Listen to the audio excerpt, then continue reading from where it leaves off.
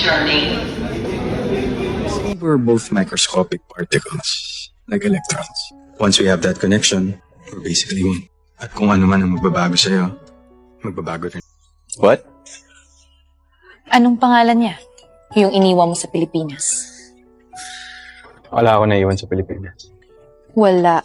Bakit? Gwapo ka naman ah. Quantum entanglement. Yun yung hinahanap. Gaya ng mga kaibigan mo. Nagkataon, nakita na nila yung soulmates nila.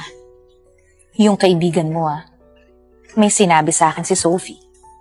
Pagsabihan mo yan. You're looking for perfection. What I'm trying to say is, your best friend fell in love with my best friend. So kung hindi nangyari yun, wala tayo dito ngayon. Hindi ba dahil tayo lang yung single, kaya nangyari yun? Even that is fate. So, what time yung flight niyo tomorrow?